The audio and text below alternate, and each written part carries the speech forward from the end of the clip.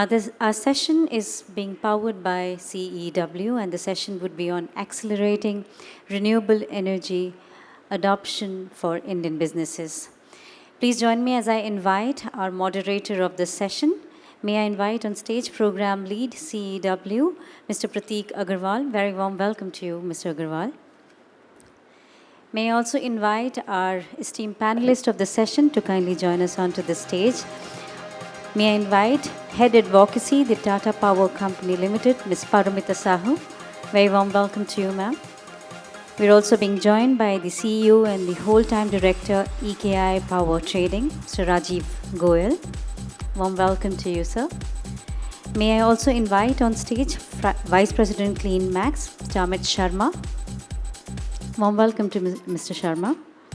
Head Power Management and Renewable Energy STT, Mr. Akhil Agarwal. And we'll be joined by partner HSA advocate Small-Shri Bhatnagar. Once again inviting Mr. Akhil Agarwal, Head Power Management and Renewable Energy STT Global Data Centers India Limited. Ladies and gentlemen, this session would be focusing on the strategies and the collaborative efforts that can accelerate decarbonization journey of commercial and industrial consumers in India. We will dwell into challenges and the potential disruptions across renewable energy procurement, instruments deployment, and service models and regulatory framework. With those words, may I request the moderator of the session, Mr. Prateek Agarwal, to kindly take over. Over to you, sir.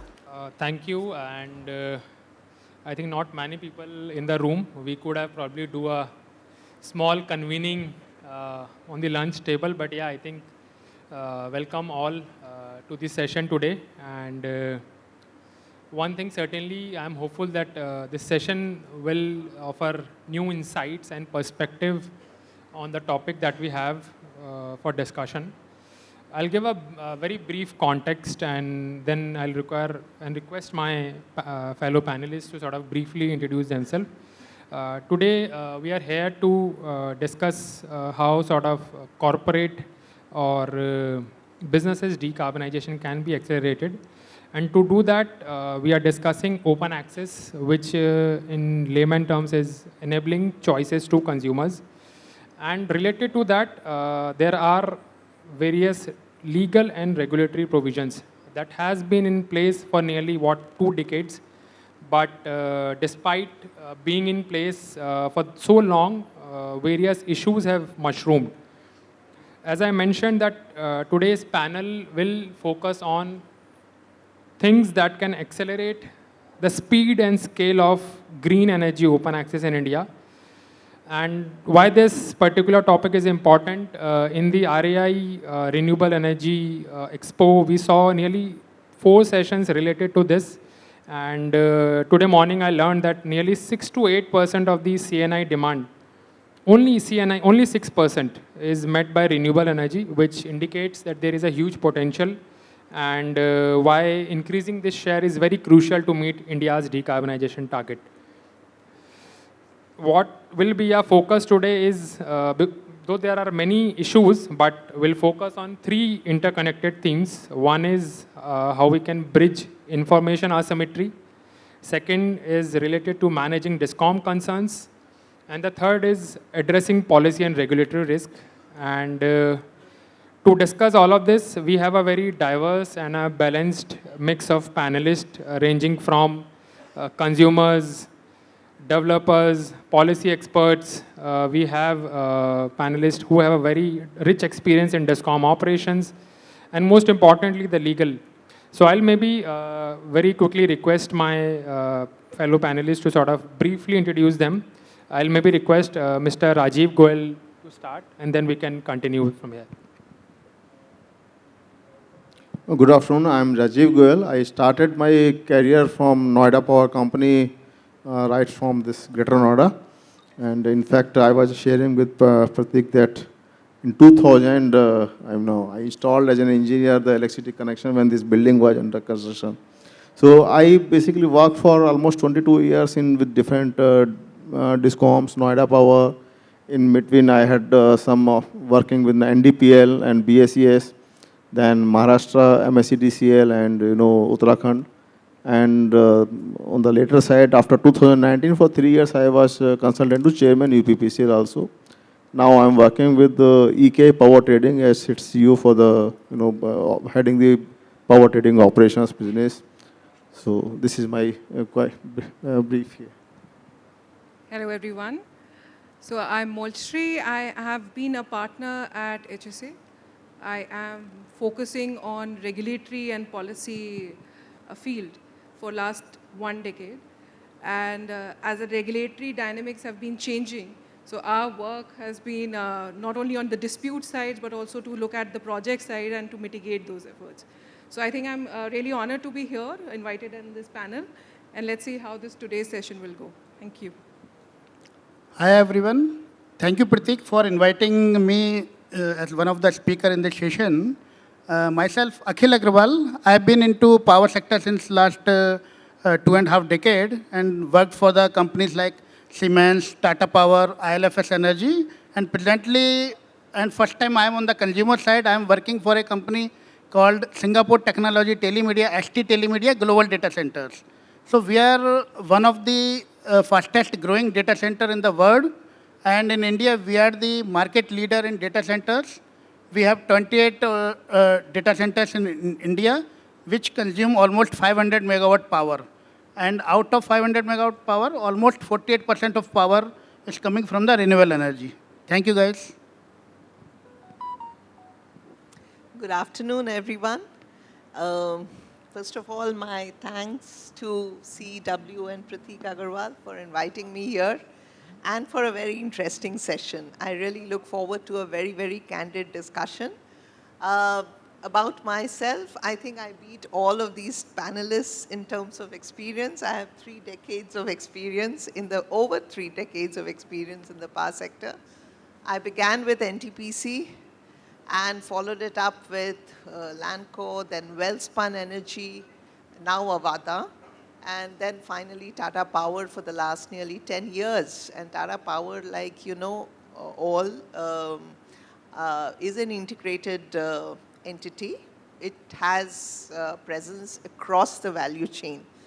You know, I would represent the DISCOM point of view also.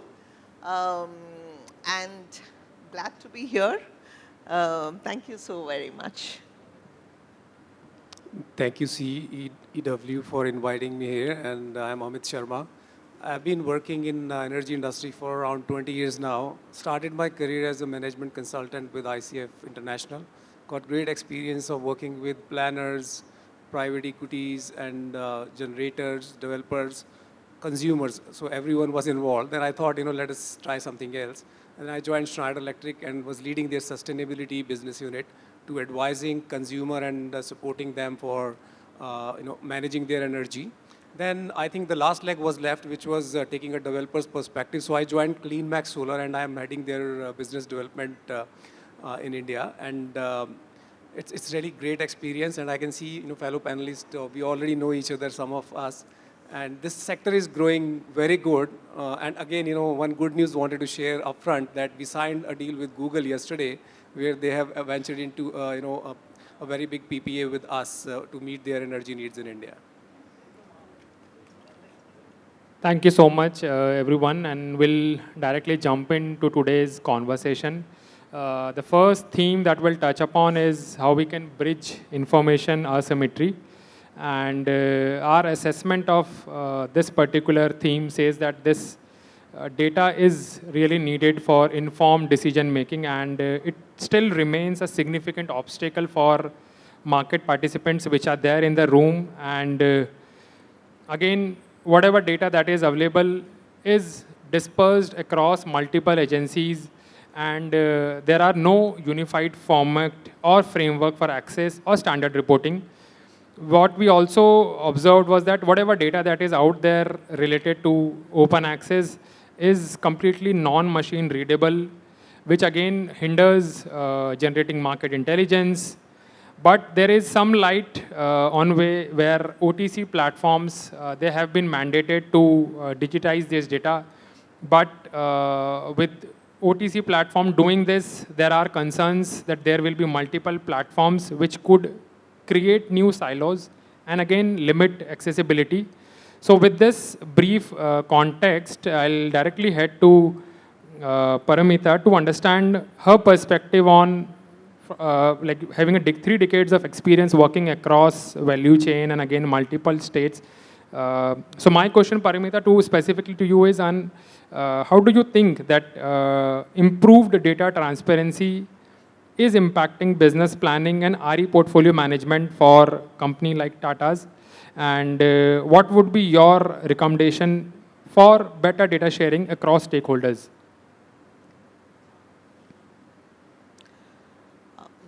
A not so recent one, but a very glaring memory which I have was that when we wanted to file a case against what we thought was curtailment because of commercial reasons. So we felt that Tamil Nadu, for example, and of course many other states, were curtailing solar and wind for commercial reasons and not for grid security reasons. But when we went to the to the regulatory commission, we had to establish it because what my statement had to be backed by facts. Now, I went through SLDC data. Now, in SLDC, if any of you have gone through the SLDC formats, so what did we need to establish exactly? So during a particular frequency range, were we asked to back down, particularly, let's say for solar, it's a very few hours, so the time blocks are limited. But for those, what was the frequency profile? And while the renewable players were asked to back down, were the conventional generators scheduled as usual? So this was a problem statement. Okay. Now, every day, block-wise, schedules come in one report. Frequency profile comes in yet another report. The quantum, I don't exactly remember, this was that famous APTEL jurisdiction which happened in 2018 or 19 before the COVID, where APTEL gave us that relief. But at the end of the day, we had to juggle between multiple reports and were at the end of the day not able to establish or collate a table. Okay, now that is the problem. Now, I feel that the government, a portal like LDC should be transparent and open for everyone. What's there to hide? Okay, another recent example, you've also said that across the value chain, how is it impacting Tata Power? So, for example, my imported coal-based stations are working under Section 11. Right. I have to guarantee availability. And for that, I have to organize imported coal. And when I do that, I have to ensure that it is not that any cost will be passed through. It has to be the most competitive price. So I have to make an effort to procure at the best prices available. All right. Now for that, we needed, and we were able to obtain the beneficiaries' drawal schedules. But suddenly, after the Grid Code 2023 came into being, they cloaked that data. They masked that data. It was not available to us anymore. That each SLDC, how much was it requisitioning, or each beneficiary, how much was it procuring from the exchange? What we wanted is basically the exchange bit, because that would give us a fair indication of where we are at the price point and how much of, looking ahead, how much of a coal we need to organize. that was masked in the garb of privacy of data. So another point which I think impacts me is that when I'm looking for business expansion in the rooftop small open access segment cases, if I could get hold of that, there's just one report on the Green Energy Open Access portal which dates back to January 2024. That's absolutely not a perfect report, but that's also stopped coming. There's just one report there. So I cannot make an assessment of where I should target my sale initiatives. And the same thing is true for finance. So I guess though it won't be a problem for large developers, but for smaller developers, funding agencies might also create a problem. Where is the precedence of your selling in the open access? Has the open access, okay, regulations are there on paper, but have they been implemented? What is the proof of case? Such difficulties are there. Right. No, thank you so much. Very interesting points and emphasizing how big companies like Tata Power are getting impacted with the unavailability of the data. I'll maybe head to Amit from CleanMax, a similar question related to being a RE developer. Amit, how do you struggle with limited data access? Because particularly as an RE developer, you look for off-takers, generally PPAs on who I'm going to sign with. Do you think that if the data is available with transparency at some level, that can allow you to maybe create some innovative contracts? And again, as an ask, particularly on the data front, what is that specific data that you think is most valuable to your teams, be it regulatory or BD? Over to you. Sure. I think when we talk about data, it's not only about the consumer data, but different forms of data coming, like ma'am explained about the SLDC data and power exchange data. The transparency around that is very important. So all of these are correlated. But for a developer, it's very important to get accurate consumption data, which is the requirement to structure any contract for us. And certainly we struggle at a lot of times. You won't imagine that in some states, I won't name them, but the electricity bills are wrong. So, and then when we are sizing a contract, it is giving absolutely no sense, like how to structure this contract, because of some error in reading, it is showing for a continuous industry, there are 4 hours zero consumption, and in night that consumption is adjusted. So there are these kind of errors which certainly kind of keep us very restricted to go conservative in terms of renewables for our clients. And secondly, because nowadays, because of the pressures of BRSR and even the European carbon tax regime, because of that, a lot of companies, they want to replace maximum. But in the absence of this clear data, we struggle and we compromise on the amount we can give it to them. Secondly, suppose even if we are trying to oversize it, then we are restricted by the kind of details available for the trading data. So those pricing points and how to structure our contract will totally be, I would say, in sync with consumer requirement and our contractual requirement if these kind of data are available very clearly. So that's how we are doing it. For example, we have entered into a lot of contracts where we oversized our contract, where data was clear, and we were able to replace 70-80% in spite of regulatory constraint in those states by taking a risk on, the extra power can be sold in power exchanges. But in some states like, Haryana, the data availability is very, very limited. And, we struggle to give that justified figure of renewable which can otherwise be provided to our clients. Right. No, I think interesting point on sort of what kind of contracts can enable an RE developer to ensure that the cost that the consumers pay at the end of the day are reflective of their energy expenses. I'll maybe move on to Mr. Akhil. Let's hear from him as a consumer perspective. He said he represents data centers, and again, they're emerging as key players in the entire energy transition or energy consumption segment if we look at. Akhil, wanted to understand how does this limited data access, it could be, as I think Parimita pointed and Amit pointed out, not just limited to consumption profiles, again, could be SLDC permissions, charges, and all other things. How does this limited data access impact your ability to plan facilities across states? So that's one thing.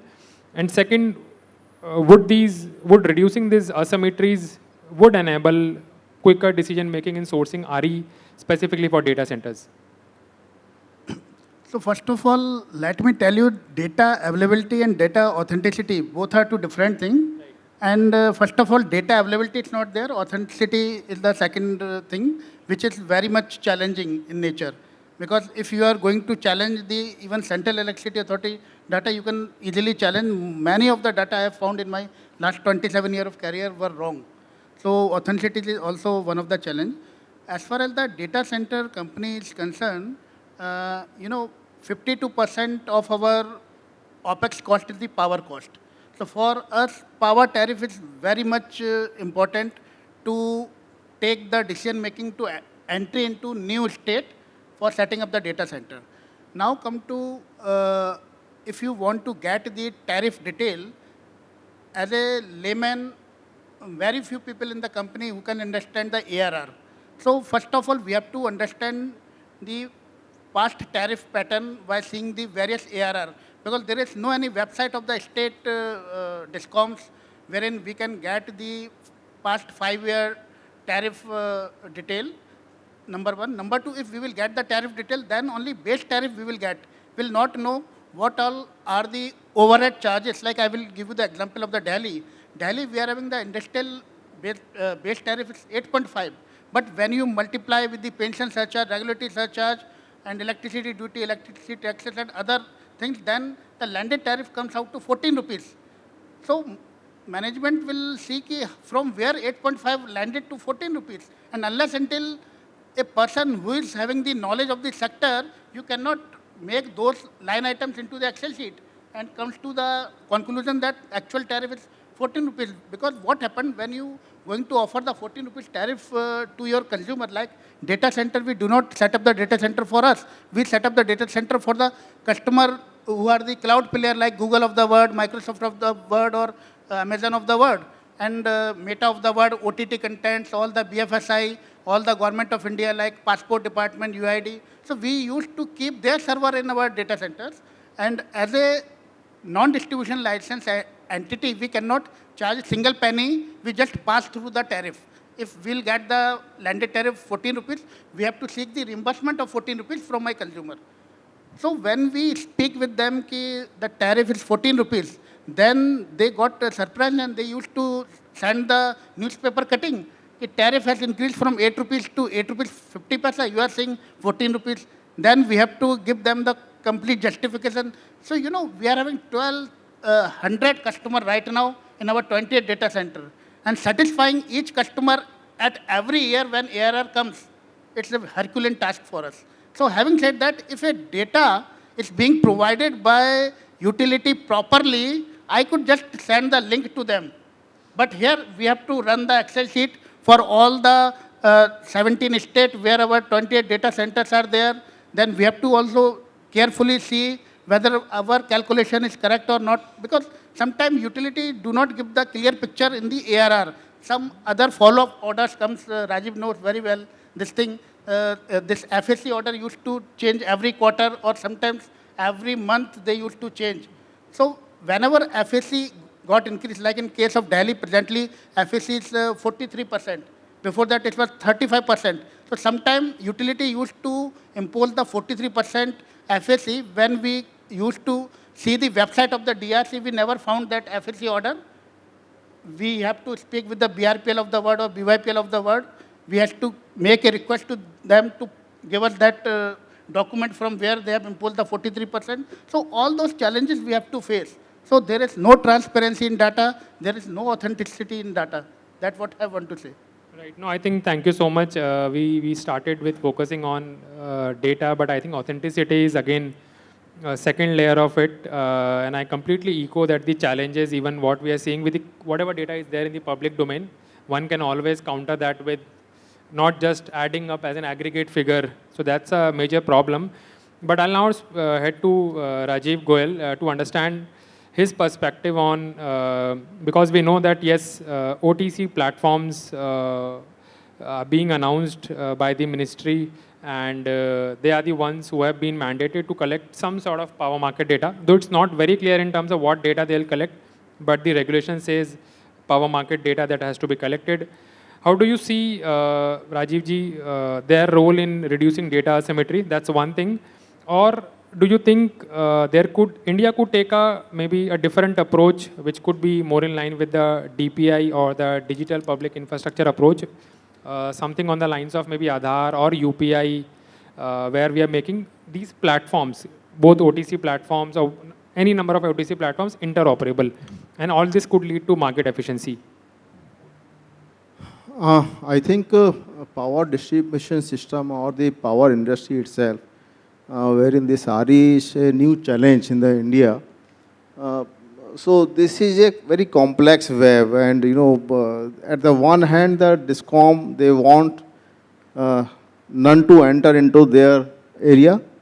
The customers, probably the C&I customers mainly, they have a new love for the RE just because the RE power is now cheaper. Otherwise, this love was never there in the history when the solar power was at 17 rupees or 10 rupees or 11 rupees.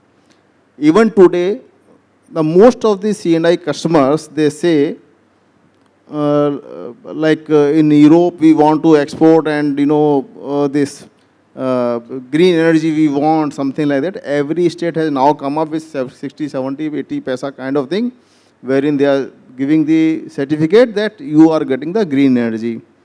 Now, what is happening in the entire system that in terms of the regulations, the central government is putting up the one regulation which is being interpreted by the different states in a different manner. And then there is a layer at the executive engineer levels where this is being implemented in a different manner itself. So, whole case, or in fact, in Hyderabad I was talking, the way we had created the NPH for the thermal plants, we are creating the NPH for the solar and wind plants also. And probably the lawyers working in the NCLT will be more happier, this kind of situation. Coming back to your data. So what is happening that the most of the states, they have, the Samast now implemented, but yet the data is not, being accumulated at a level where it can be displayed in a proper manner. Now, I say that for every open access, the regulation come for the CA, that metering regulation. I had spoken to a CA member also for in that regard. The ABT meter, you will be surprised. Every installation requires 2 to 3 or 4, ABT meter to record that consumption, and this ABT meter data is never utilized for the billing purposes. I mean, this only one company where I had also worked for almost 1.5 years. So that is becoming only, rich at the cost of this open access scheme altogether. So when and now we are also coming up with the smart meters. So smart meter also, I believe almost 2 million smart meters are being installed. So they will also start pumping into the certain level of the, data in the system. So now we have a data from the generator side. We have a data from the feeder side, we have a data from the transmission side, and we have a data from the consumer side. So I don't think that a single agency as of now is able to build up a kind of system wherein all kind of this data can come and assimilate, and a kind of authenticity can be provided. It's very difficult. Someone has to come from the central government itself.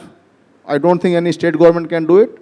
That maybe some 500, 600, 1,000 crore rupees kind of a scheme, that entire data will come into a kind of robust platform and then it can be displayed. But it's very difficult because then politically we have the multiple the parties in the state governments, and in spite of understanding the requirement and the demand and the, the usefulness, they will never allow to onboard their entire data system onto the single platform.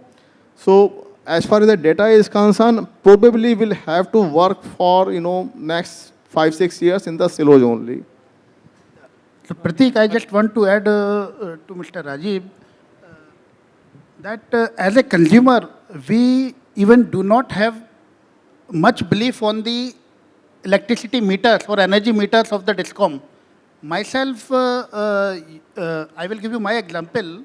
In my company, in 28 data center, we are having power which is coming from 45 different DISCOMs.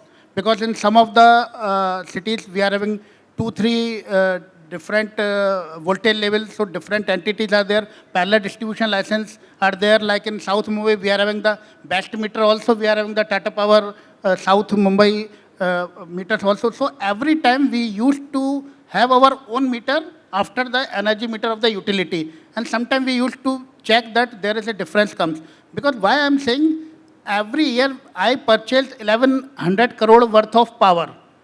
And if there would be 5% difference, you can understand that 50 crore loss will be there in my exchequer. So we are very much vigilant, we are very much careful, and we have to fight with the metering authority of the utility most of the time, and then they used to give us the revised bill. So this is the normal phenomena. I fully agree with you. The electricity meter, I mean, Maybe Rajivji, maybe just a minute. The electricity meter, they are also working on the software systems, which can have the bugs, and where the bugs even can be controlled from the remote, places. Things are happening, good, bad, and it's something like that. What is the difficult phase is, in DISCOMs, most of the engineers do not understand the metering technology itself. So you go there, you ask them to correct the bill, but you will get no reply from them. So that is also a situation. Rajivji, I wanted to maybe respond to the point that you made about the data in the entire power sector. I think very recently we found out that Britain now is embarking on a journey where they're creating a data spine, or an energy sector data spine, where they're creating a data architecture where all the energy sector data will come in place. And they have kept, nearly 2 years to develop this data. And I think India certainly at some point will have to go this route. But I'll come to Moulishri now, because I think one thing that has been clearly established in the room is that data sharing has to happen. But again, from a legal perspective, it's important to understand what kind of challenges might arise from increased data sharing. And again, from the regulatory perspective, how do we balance this transparency and cybersecurity, which is again a very crucial aspect in the critical infrastructure like power sector? And my third point is on, does India really need a law on non-personal data protection so that we can ensure this data sharing can happen seamlessly? Right. So in relation to data, I believe there are 3 A's. One is availability, authentication, and assimilation. While much has been said about availability, authentication, I will like to give you 2 examples. What ma'am just now, a few minutes ago, gave a kind of a example, how there was an appeal which was filed before the tribunal, assimilating on the fact that, yes, the data which has been provided by the state SLDC on backing down was not authenticated. Eventually, APTEL or the tribunal had to form a committee headed by POSOCO to authenticate data of another state agency. And it was found that the state agency was in effect on various instances was backing down or issuing those instructions without having any other reason than the commercial reasons. So here what I think is the, the fundamentals that whether even the state agencies who are providing that data, how to authenticate that, and whether there is a requirement at the central level or a kind of a common, like for example now POSOCO is into grid operation control, new entity which take care of such kind of a data authentication. Insofar as assimilation is concerned, see, with great power comes great responsibility. So while we can go on and head on and say that yes, we need transparency, but where to control that data, who has the power and ownership of that data, and then who will be liable in case there is a data breach. Because today, for example, you rightly said about Europe, that it is integrating a spine, a data spine, which will have data not only from transmission generation, but also have consumer patterns. That if there is an industrial unit, what kind of industry use, what kind of pattern of consumption. So all that will be assimilated. But we should not also forget that in 2021, or in 2020, last year only, the two pipelines cases, ransomware in US, or Russian and Germany pipeline back in 2023, where there are cyber security attacks which are happening on these data points. So while, yes, data is essential, but today in India, we do not have any regulatory regime which protects non-personal data. There is a Data Protection Act, which is now renamed as Digital Personal Data Protection Act 2023, which takes care of personal data of a consumer, but insofar as non-personal data is concerned, like for example, the pattern, consumption pattern, grid protocols, or grid operation management protocols, those are still, there's no regulatory framework to protect that. So I think somewhere while going through the regulations that were brought, there was a bill somewhere in 2020 which intended to disseminate this information on a centralized level from SLDC and from SLDCs, RLDCs, and then it would be also considering the RPCs, Regional Power Committees, and then there would be one report that will come on a monthly basis. But I think that bill did not venture into any other materialized into any act for simple reason that the stakeholders were not ready to take the liability of the authentication. So I think there is the difference, that while you may have availability of a data, its authentication is under question, and even on assimilation part, who will take that liability is under question. So I think that's right. I would like to add one more point. Apart from that, data hiding is also one of the habit of the DISCOM employee. I'm not blaming to any particular DISCOM, but this is the general tendency. I will give you one example.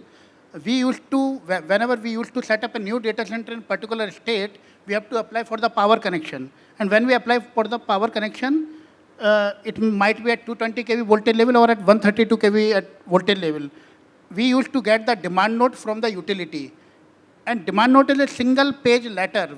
When we used to ask the breakup of that demand note, they always try to shy because they know that they would have done blunders by making the complete Excel sheet, and they would have done a very much assumption way of doing the calculation. And once they will forward me, I am going to counter question them, I am going to challenge them.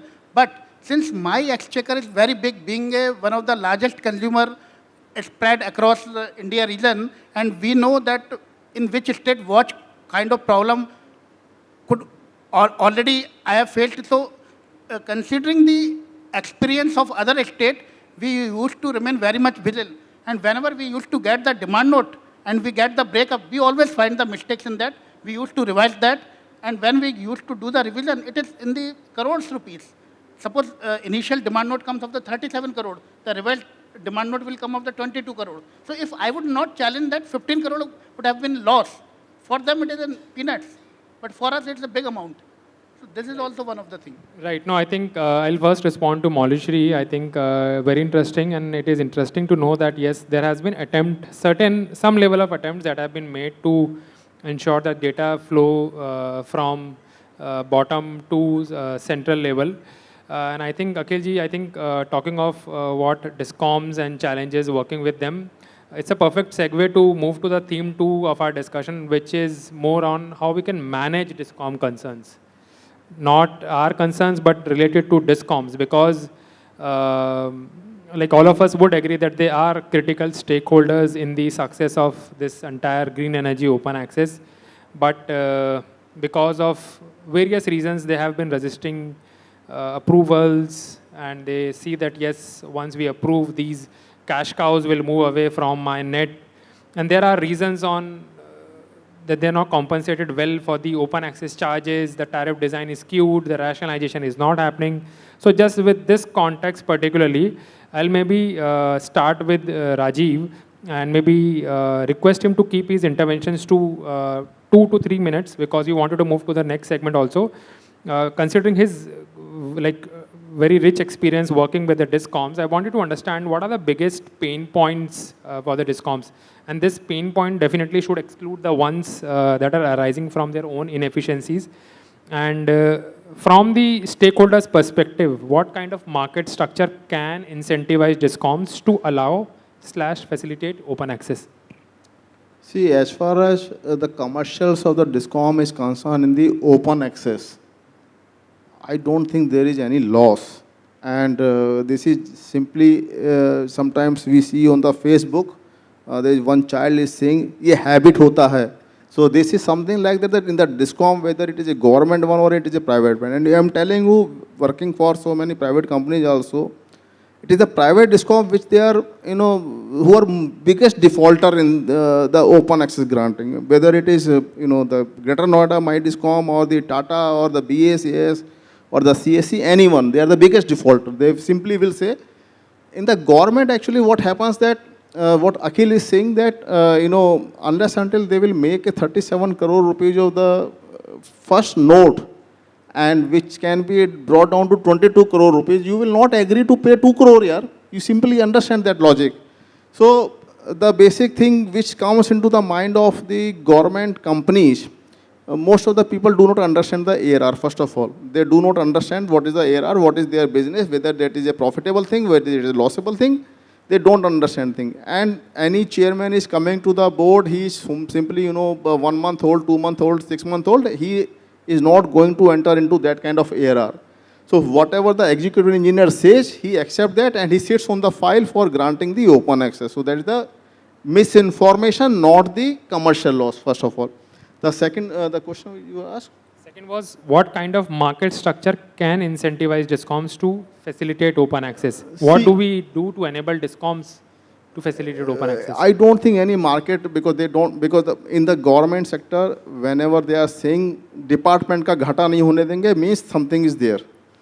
They are the biggest, people who are going to make a loss to the department. So it's not the market situation. The situation has to be, because the government is the owner of their companies, right? They are giving the freebies or they are giving anything, so that's to be looked after by the government. The only thing is that there has to be a central policy in digitized ecosystem wherein this information has to pass on at a certain level, and there has to be a review system maybe by the MNRE, Ministry of Power, or maybe the PMO can bring out this thing into the Gati Shakti, and then things can start moving, because the chairman has to be given that hunter. If you are not allowing, you will be, getting a punishment. Then only the things will happen. Right. Now, what I could sense from is that some accountability mechanism has to be established and state capacity has to be built around this. Now, I'll maybe request Paramita to sort of bring Tata Power's perspective on how they balance the interest of their discoms while at the same time supporting corporate clients that want green energy. That's one thing. And second, what are the regulatory and policy solutions that would help discoms to manage on their revenues?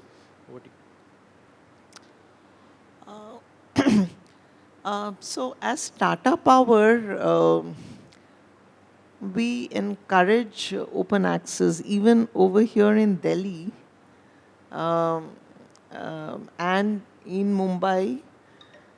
We have, it's very easy for us to encourage open access because we are also one of the players in the renewable field. Yeah. So, and as a corporate, we have a very strict ESG goal. We want to decarbonize ourselves. So we have a priority for RE capacity addition, in fact. So for me, it is very easy to answer that how are we balancing? We promote, and we are in favor of whatever the government is doing, because we are in favor of discoms being opened up for competition, for all the progressive steps. Now, one reason, one way, how could this be, and what is the rationale for it? Also, there is a very clear rationale. I mean, if tomorrow the discoms were to be segregated into the wires and content, businesses, then we'll have to develop a bouquet for the content part of it. All right, and we have been, in fact, in our Mumbai distribution, we were one of the first ones to bring about the green tariff. Orissa, we have replicated. So what I'm trying to say is that when we approach a consumer, it is from a point of view of giving him I know it's slightly going out of the boundaries of this discussion, but as a discom, as I'm approaching, I am giving him multiple solutions, not only of rooftop, of green open access to let's say consumers who are 2-3 megawatts, 5 megawatts, and I mean 2-3 megawatts and above. We have home charging solutions and all of that. So what I'm trying to say is that as a corporate, if you ask me, what am I supposed to prioritize? And definitely, when we comment on policies, when we take a stand, we take the stand of renewable and open access. Okay, so that is a very clear diktat and instruction in our group. So I hope that answers your question. Right. Now, what can promote? What is the regulation or policy? The policy initiative which we need from the government. I think the segregation into wires and supply would help because at the end of the day, discoms are responsible for reliable supply. They are supposed to maintain the wires and the network well and not worry about the supply, which should be left to competitive forces. So I think that's one big thing which can be of help. Right. No, I think this diverse operation is what I think drives Tata Power and being much in favor of open access. I'll now maybe head to Amit Sharma to sort of understand what are his views on the recently notified electricity rules by the ministry, which says that yes, we'll have solar hours rebate or kind of a TOD mechanism which encapsulates the solar hours and sort of giving discounts to consumers to the tune of 20%. How do you think these such mechanisms are going to impact the overall open access ecosystem? And very recently we have seen that maybe I think MP or maybe Maharashtra, they have either adopted these rules or are in discussion. Like to hear your views, yeah. Yeah, sure. I think I'm not aware whether it is actually adopted because otherwise my team has informed me, definitely. So I don't think it's adopted as of now. But yeah, it's a two-sided sword, I would say, because, it's very good in terms of improving the financial health of discoms. Because when solar hours are there, we have seen exchange prices are crashing. So for last, many months, we have seen that exchange prices are below 2 rupees. And companies, they are enjoying doing trading in those hours. So if they start, doing it in a planned way, for example, if Discom, they are structuring their contracts in a way where they can actually buy, that low price power to double their benefits in terms of, retaining their client, because it will definitely hurt developer. Because, if savings are less, then consumers are not going to do open access. So they are very, very particular, we need 20% savings. So in India, it is very weird that, sometimes I also struggle to understand, even if you are saving 5% or 2%, and it's renewable, it's future, that how climate change is hurting us, then why you are not doing it? You are waiting to, it become totally unviable. So for me, consumers at this stage, if it is implemented immediately, some of them will back out. And for us, we'll again struggle to sell it to them that, you should do renewable contracts, because the savings, what we calculate, our basis, the actual real-time consumption. So if solar is generating, how much is the tariff at that time? So that defines the saving for a customer in a contract. But if that saving is reduced, then some of them, they might not do it because they'll say, okay, no, I don't want to save 10 paisa, 20 paisa. So they look for at least 1 rupee, 50 paisa kind of savings. So that is the challenge. But at the same time, if this kind of provision is implemented in a planned way, where DISCOMs are able to kind of improve their financial health by retaining their clients, and at the same time, I would like to add, something to the previous question, making, DISCOMs viable for open access. What I have seen during my consulting days, the education of DISCOM people is definitely required. So I have met, director level in regulations, and in some states where there is no banking, they don't understand what is banking. Why solar? What is the use of solar? And when in some states, these reforms are implemented, they keep on talking to, the fellow DISCOM fellows. Whatever they understand, they immediately, respond in regulations. Like I can make you understand ERC regulations on open access. What they have mentioned is 30% minimum banking. What is their understanding? So you'll be surprised to know that. They think that, consumer has to do 30% banking. So they are kind of restricting them, between 0 to 30%, you cannot bank power. You have to be more than that. And somebody who has analyzed that has read it wrong. Because GEOA, they are mentioning it clearly, at least allow 30%. And it's your will, you can make it 100%. But DISCOMs, they're interpreting it in their own way. So education and discipline in terms of how they're procuring their power can improve their, financial health significantly. I can give you an example. In 2012 around, Haryana was selling power in power exchanges at 2 rupee 50 paisa. And the power prices crashed in the exchange. They were having, some wrong contract done, which they have done it at 4 rupees. And they were selling it at 2 rupee 50 paisa. So again, I was knowing somebody and I went there, okay, so this is a concern, can you solve it? And yeah, why not? Why are you bidding, that big quantum? Why don't you tell some of your hydro contracts to hold on and supply in the peak, during the peak time? Why are you taking, hydropower 24/7? Do you have that flexibility in your contract? If not, just push them. And why don't you sell this power to a southern region? Because they are really short of power. In 2012, they're struggling. So that helped them save a lot of money. The thing is, after that, definitely there is a lot of reform. It's 12-year-old thing. But still, I feel, education is key to improve their understanding of open access. Because while hearing open access, they're, no, you can't do open access. That's not the right way. First, understand what is the financial impact. Understand that, how to mitigate that. So that strategy has to be built by educating everyone in the process. No, I think building state capacity is certainly, I think, one way forward that I'm taking from the conversation, Amit. I'll now maybe head to Akhil to understand as a consumer and as energy intensive consumer, how does these open access charges impact his decision making or strategies?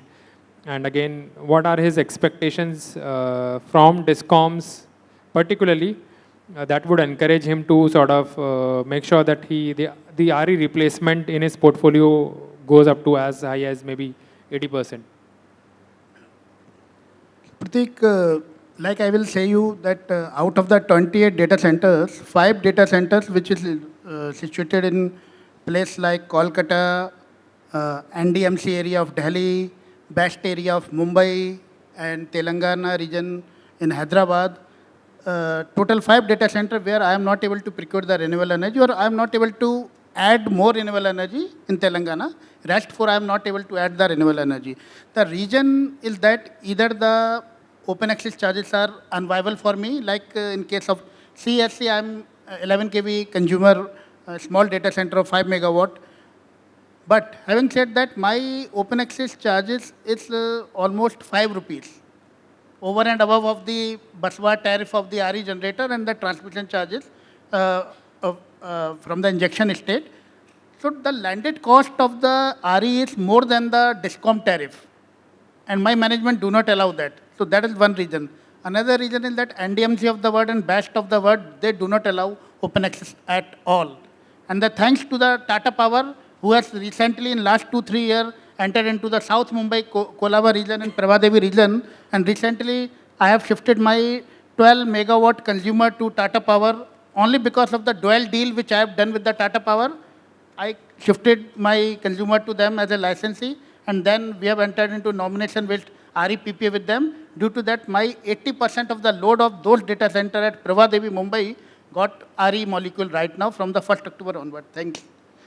Another thing is that why this open access policy change is doing frequently. That is one of the fear which my global investors are facing. Because we have seen in the past also, like Delhi, in 2021, they have withdrawn this some of the waiver which they were giving to the municipal solid waste RE, which was being supplied to the consumer. And since Delhi was not having their own solar or wind generation, we were vouching on this MSW waste project because they qualify under their landed power, which was started from 9 rupees, now costing me 14.5 rupees, which is similar to the DISCOM tariff. So these are the challenges which I am facing. And of course, when we decide for enter into the new state, this open access and renewable energy policy matters a lot. I have stopped my management to do any investment into Haryana because of the past precedents wherein the IPPs has won their hand, their own generating plant which was initially under section 63 was converted into 62, cost plus now they are selling to the state. So they are not promoting renewable energy, number one. Number two, open access charges are more than 3 rupees. Unnecessary, they have reliability charges and other charges they have added. So 3 rupees are the open access charges over there. So these are the things which we have to take in care while we do the investment for the new state. Can I just make a very small Yes, intervention?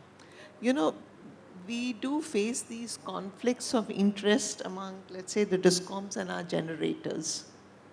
A very recent example I wanted to give you. You are aware of this proportionality criteria which has come in for group captive. And mostly group captive is being pursued by in the renewable field. And of course now, you know, the renewable models are there. So there's a little bit of a confusion regarding the Supreme Court order about 1.96. So obviously the MOP is also seeking a review of that order. I mean, is going to seek a review. So MOP has done informal consultations with us.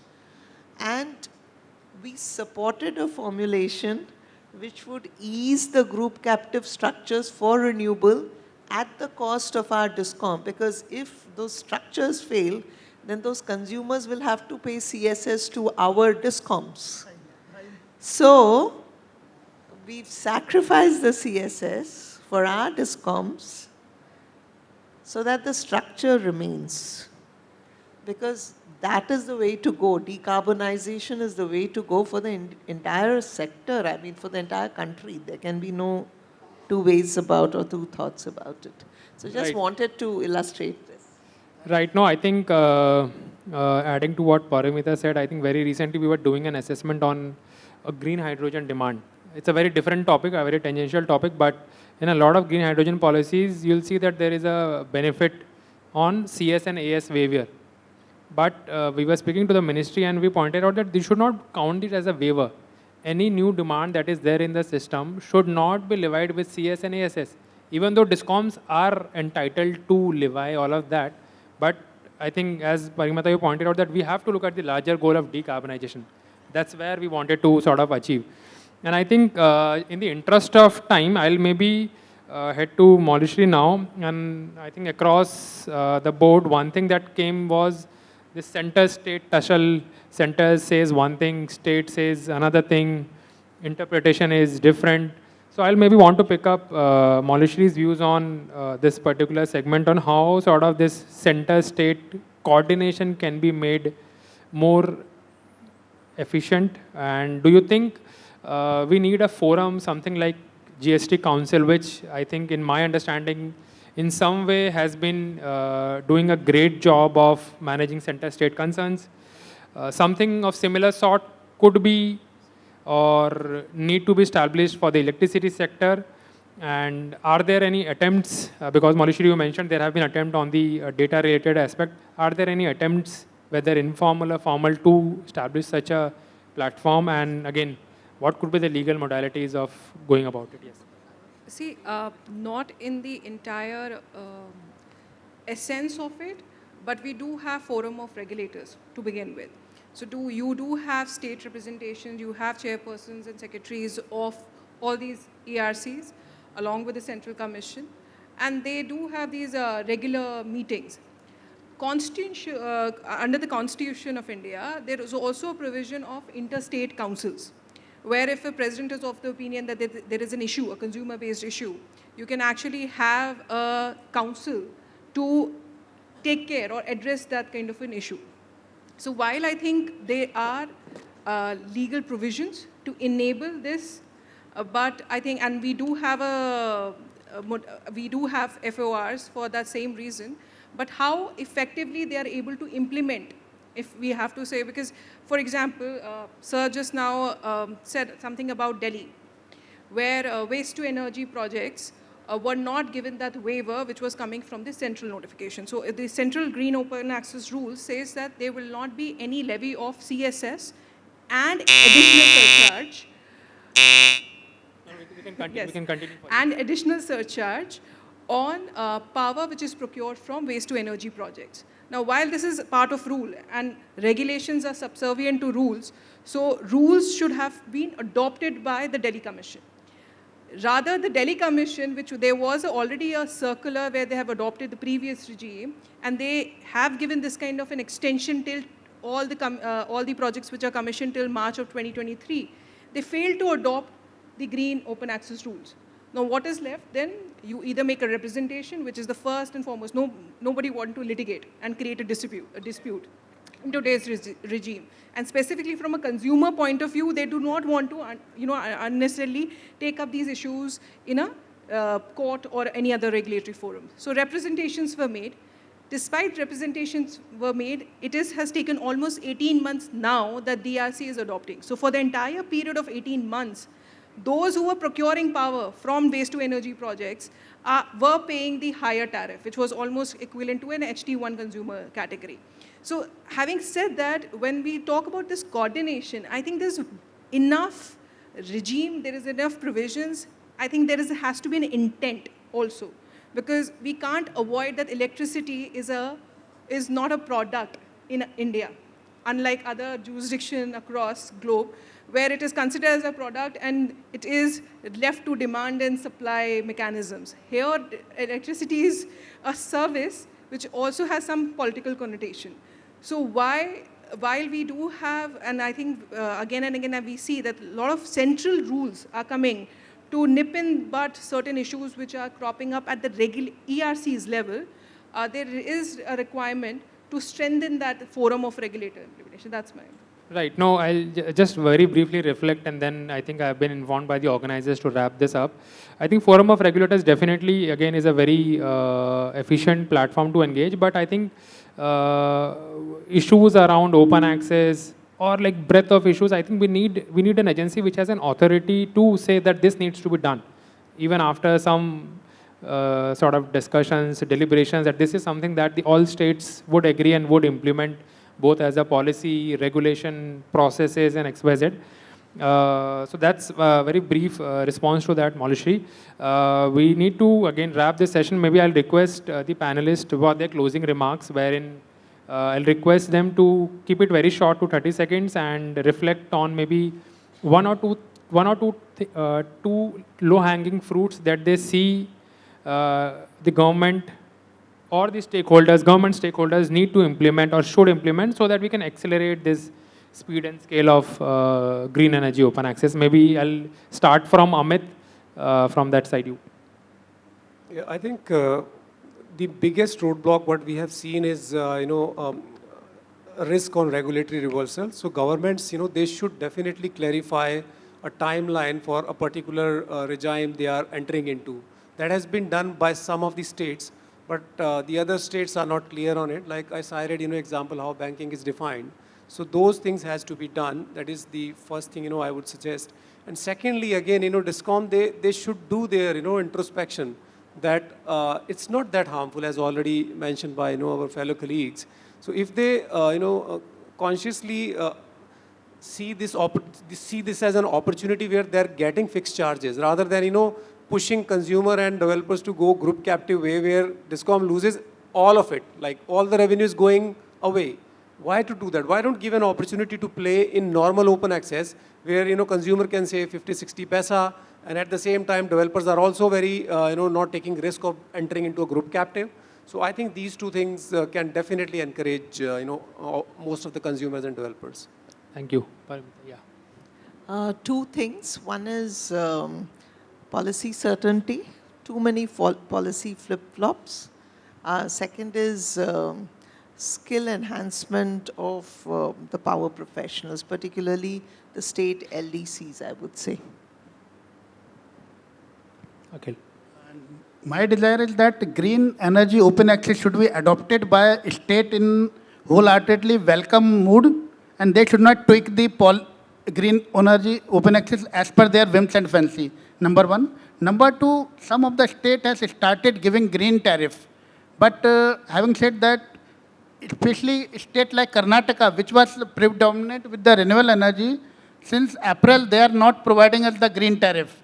Last year, out of the three of my one data center in Karnataka, in Bangalore, has been declared India's first net zero data center because 91% was through physical group captive PPA and 9% we were procuring through the green tariff, which is giving by them at a rate of 50 paisa per unit over and above of the retail tariff. But from this year onward, from April till August, I am not getting the green tariff.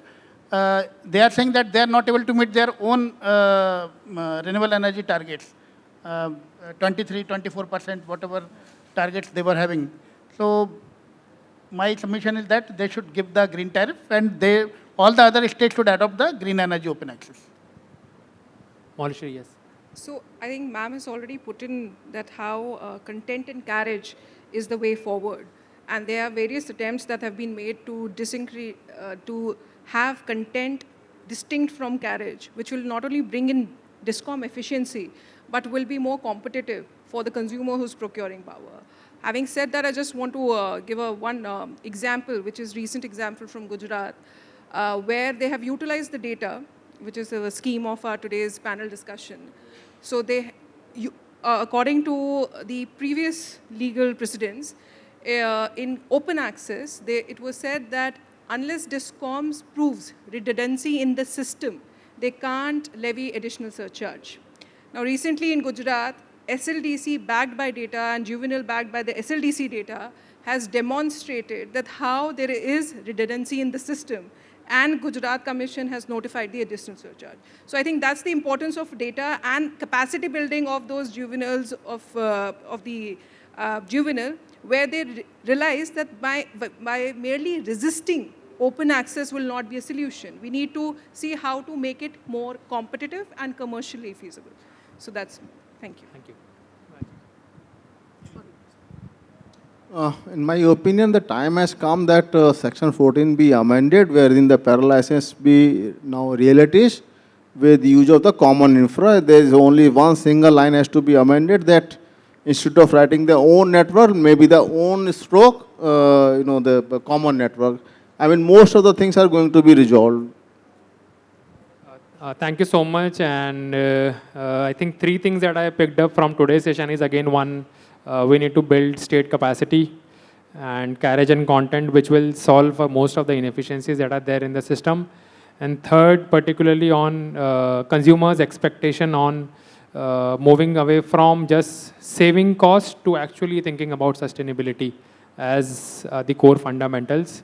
With that, I would like to bring it to close and would like to thank all the panelists for sparing their time and speaking on this forum. And again, also thank you to Informa for organizing this panel discussion. Thank you.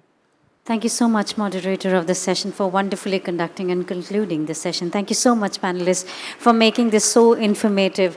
A huge round of applause for all of us in the hall for being able to participate in it. And I'm sure we would want to have some interjections and comments. Due to the paucity of the time, we could not really take some comments and questions, but we can always do that during our networking break, if that's fine with the panelists. Yeah. On behalf of Informa, we thank you, and we would like to present a memento, and may I request the moderator of the session to kindly present a memento to Mr. Rajiv Goel and thank you so much, sir, for sharing your thoughts and ideas with us.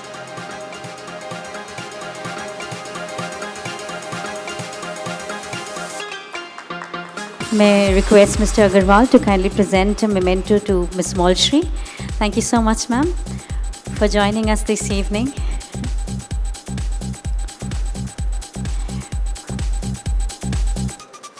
Presenting a memento to Mr. Akhil Agarwal.